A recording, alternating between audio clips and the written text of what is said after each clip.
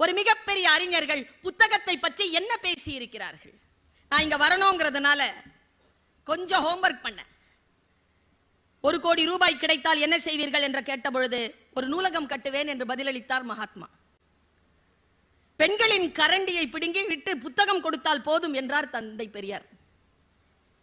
1 கோடி ரூபாய் கொடுத்தா என்ன பண்ணுவீங்கன்னு கேட்டதுக்கு இவங்க எல்லாம் இப்படி பதில் சொல்றாங்க. தனிமை தீவில் தள்ளப்பட்டால் என்ன செய்வீர்கள் என்று கேட்டபொழுது புத்தகங்களுடன் மகிழ்ச்சியாக வாழ்ந்துவிட்டு வருவேன் என்று பதிலளித்தால் ஜவஹர்லால் நேரு. என் கல்லறையில் மறக்காமல் எழுதுங்கள், இங்கே ஒரு புத்தக புழு உறங்கிக் கொண்டிருக்கிறது என்றார் ரசல். மனிதனின் ஆகப்பெரிய கண்டுபிடிப்பு எது என்று வினவப்பட்ட போது சற்றும் யோசிக்காமல் புத்தகம் என்று பதிலளித்தார் ஐன்ஸ்டீன். வேறு எந்த சுதந்திரமும் வேண்டாம், சிறையில் புத்தக வாசிப்பை மட்டும் அனுமதிக்க வேண்டும் என்றார் நெல்சன் மண்டேலா. பிறந்த நாளுக்கு என்ன வேண்டும் என்று கேட்டபொழுது புத்தகங்கள் வேண்டும் என்று தயக்கமின்றி லெனின் கூறிட குவிந்தன பல லட்ச புத்தகங்கள் என்று வரலாறு சொல்கிறது. புத்தகங்கள் நம்ம என்ன செய்யும் என்பதனை வாசித்து பார்த்தால் தான் புரியும். சுந்தர ராமசாமியினுடைய ஆண்கள் பெண்கள் குழந்தைகள் என்ற புத்தகத்தை நான் வாசிக்கின்ற பொழுது எனக்கு வயது 30. நான் சத்தியத்திற்கு சாட்சி சொல்கிறேன், அந்த புத்தகத்தை வாசித்து விட்டு நான் 36 மணி நேரம் எதுவும் செய்யாமல் அமைதியாக உட்கார்ந்து இருந்திருக்கிறேன். டால்ஸ்டாயினுடைய அண்ணா கரீனினா படித்து முடித்துவிட்டு 48 மணி நேரம் குளிக்க கூட இல்லாமல் ஒரு இடத்திலேயே உட்கார்ந்து இருந்திருக்கிறேன் நான். புத்தகங்கள் நம்மை இதைத்தான் செய்யும், உள்ளே நுழைந்து நம்மை விசாரிக்கும். நாம் யார் என்பதனை இந்த உலகத்திற்கு தரக்கூடிய அற்புதமான விஷயமாக புத்தகங்கள் திகழ்கின்றன. வாசிக்கின்ற பொழுதுதான் மற்றவர்கள் சொல்லுவது வேறு, அதில் எழுதப்பட்டது வேறு நமக்கு தெரியும். நம்ம எல்லாரும் பேச்சில் மயங்கியவர்கள், வாசிக்கிற பழக்கம் குறைவு. நிறைய வாசிக்கிறவங்க பேச்சை கேட்க மாட்டாங்க, பார்த்திருக்கீங்களா? நிறைய வாசிக்கின்ற பழக்கம் யாருக்கு இருக்கிறதோ அவர்கள் யார் பேச்சை கேட்க வேண்டும், யார் பேச்சை கேட்க கூடாது என்று பிரித்தறியக்கூடிய ஆளுமை மிக்கவர்களாக இருக்கிறார்கள். நான் இப்படி சொல்கிறேன், ஆர்ப்பாட்டமாக பேசக்கூடியவர்கள், நகைச்சுவையாக பேசக்கூடியவர்கள் மீது நமக்கு நிறைய அபிப்பிராயங்கள் உண்டு, அவர்கள் மீது பேரன்பு உண்டு. நான் இன்றைக்கு ஒரு பேச்சாளராக உங்களுக்கு ஒரு ரகசியத்தை சொல்லிவிட்டு போகிறேன். ஆர்ப்பாட்டமாக பேசுகின்றவர்களை விட ஆர்ப்பாட்டமே இல்லாமல் அமைதியாக பேசுகின்றவர்களுடைய பேச்சை உன்னிப்பாக கேட்கக்கூடிய பழக்கத்தை ஏற்படுத்திக் கொள்ளுங்கள். அது இதைவிட பலனடிக்கக்கூடியதாக இருக்கும். சிந்தனையை பேசுகின்ற பொழுது அவங்களுக்கு குரல் ரொம்ப உயர்ந்ததா இருக்காது, சும்மா சைலண்டா தான் சொல்லுவாங்க. என் பையன் சொன்னாங்க, அவங்க அப்பாட்ட 5 வயசுல பல்லார்னு ஏதோ செஞ்சுட்டான்னு அடிச்சாரு. பையன் சூப்பரா சொன்னான், ஒரே வார்த்தை தான் சொன்னான், சைலண்டா சொன்னான், அழற குரல்ல சொன்னான். ஆனா சொல் முக்கியமானது. எனக்கு கொஞ்சம் விழிப்பு இருந்தனால கேட்டேன், கோமா இருக்கும்போது அடிக்காதீங்கப்பா. நைட்டு சாப்பாடு கொடுக்கும்போது கேட்டேன், ஏண்டா தம்பி அப்படி சொன்ன? தப்பு தான் செஞ்சேன், கோமா இருக்கும்போது கூடுதலா அடிச்சிடறாருமா. புரியுதா?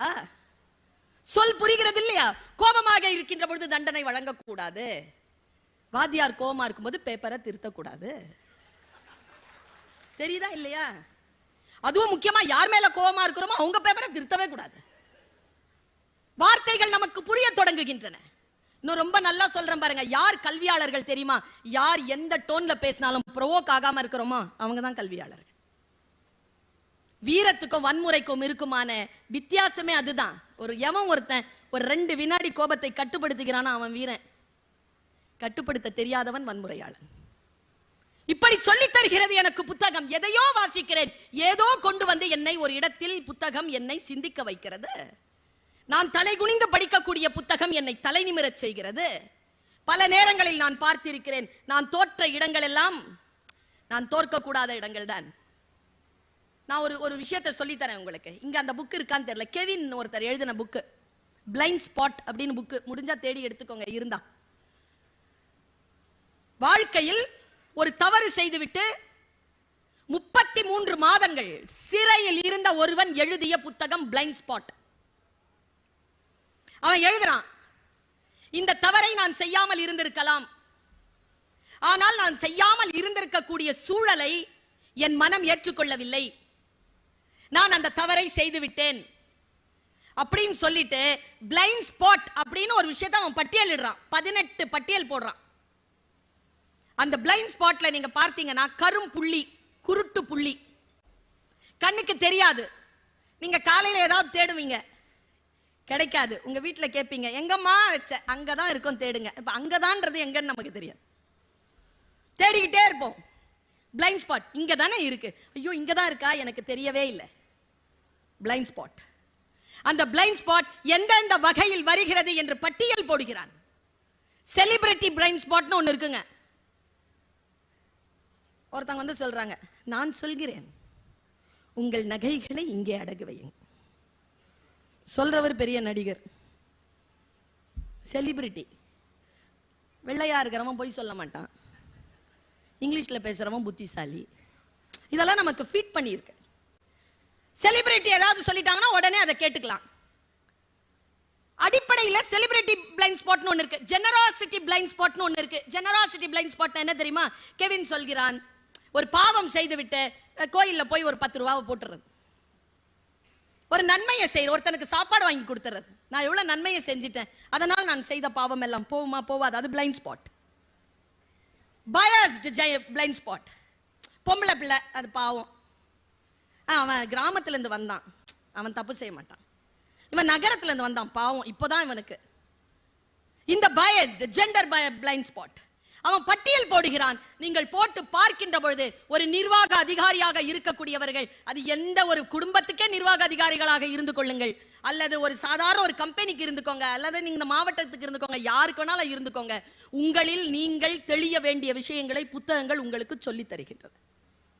மனிதர்களிடத்தில் இன்றைக்கு சொல்லித் தருவதற்கு பல விஷயங்கள் இல்லை, புத்தகங்கள் வெளிப்படையாக நமக்கு சொல்லித் தருகின்றன. அதனால் தான் சொல்லுகிறேன், ஒரு புத்தகம். ஜெயகாந்தன் சொல்கிறார், நான் இப்படி சொல்றேன், எத்தனை பேர் அதை மனம் உருகுகிறீர்கள் எனக்கு தெரியாது. இப்ப நான் இதை சொன்னேன்னா சில பேருக்கு ராத்திரியில் தூக்கம் வராது. ஜெயகாந்தன் சொல்கிறார், குழந்தை இறப்பு என்பது ஒரு மனிதன் வாழ்க்கையில் பார்க்கக்கூடாத ஒன்று. ஆனால் அது கூடுதலான வலியை எப்பொழுது தருகிறது என்றால், கதைகளில் குழந்தைகள் இறக்கின்ற பொழுது என்று எழுதுகிறார். கதைகளில் குழந்தை இறக்கிறது தாங்கவே முடியாதுங்க, படிக்கவே முடியாது நம்மளால. அப்போனா என்ன? காட்சியை விட புத்தகங்கள் நமக்குள் மிகப்பெரிய பாதிப்பை ஏற்படுத்துகின்றன. வாசிப்பு மிகப்பெரிய விஷயத்தை ஏற்படுத்துது.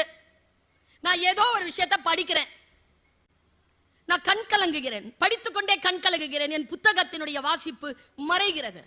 அது ஒரு கவிதை தாங்க, ஒரு சின்ன கவிதை படிக்கிறேன், எனக்கு முடியவே இல்லை.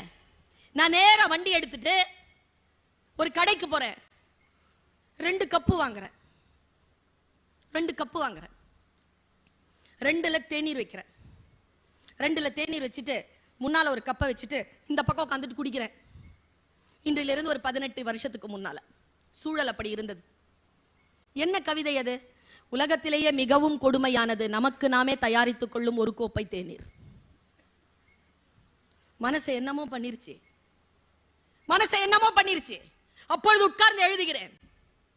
நீங்கள் எதுவாக இருந்தாலும், இன்னைக்கு நான் தான் சொல்றேன், 1000 பாராளுமன்ற உறுப்பினர்கள் வரலாம் போலாங்க, 1000 அரசியல் தலைவர்கள் வரலாம் போலாம். எழுத்தாளர்களாக அவங்க இருக்கிறாங்கன்னு வச்சுக்கோங்களேன், கூடுதலான ஒரு அந்தஸ்து அவர்களுக்கு சமூகம் தந்து விடுகிறது. கூடுதலான அந்தஸ்து தான் அது. உட்காந்து எழுதலாம் முடியாது, படிக்கவே முடியல, உட்காந்து படிக்க முடியல, எங்க இருந்து எழுதுறது? உட்கார்ந்து எழுதக்கூடியவர்கள் பிசாசு மாதிரி எழுதுறாங்க. காவல் கோட்டம் இவ்வளவு பெருசு, எப்படி எழுதினாரு? வேள்பாரி எப்படி எழுதியிருப்பாரு? தகவல்களுக்காக எங்கெல்லாம் அலைந்திருப்பார்? ஒரு மனித பைத்தியக்காரனாக சித்தனாக இல்லாமல் முடியாது. நான் யோசித்து பார்க்கிறேன், அப்படித்தான் எல்லா புத்தகங்களும் வெளிவருகின்றன. அந்த புத்தகங்களை எடுத்து கையில ஈஸியா கிடைச்சிருது. நான் ஒரு புத்தகத்தை உங்களுக்கு அறிமுகப்படுத்தி, மெடிடேஷன் ஒரு புக்கு, 7ஆம் நூற்றாண்டில் வாழ்ந்த பாரோன் மன்னன் எழுதிய ஒரு தொகுப்பு இருக்கும் இங்க. நான் நினைக்கிறேன் பென் குயின் போட்டுச்சு அது. மெடிடேஷன் அந்த புக்கு, அந்த பாரோன் மன்னன் தான் வாழ்ந்த 7ஆம் நூற்றாண்டில் சேர்த்த அத்தனை தகவல்களையும் சேர்த்து வச்சு கொடுக்கிறான். அவன் வெளியூர்ல போய் எங்கெல்லாம் ஆட்சி செய்தானோ அங்கெல்லாம் தகவல்களை தேர்ந்தெடுத்து அதை எழுதி தன்னுடைய வீட்டிலே, தன் அரண்மனையிலே ஒரு அறையிலே அடுக்கி வைத்தான். அந்த அறைக்கு அவன் வைத்த பெயர் என்ன தெரியுமா? மன மருத்துவ நிலையம். புத்தக கண்காட்சிக்கு மன மருத்துவ நிலையம் என்ற 7ஆம் நூற்றாண்டில் எகிப்திய மன்னன் பேர் வைக்கிறான். மனதை கழுவுகின்ற நூல்கள், நமக்கு உண்டு.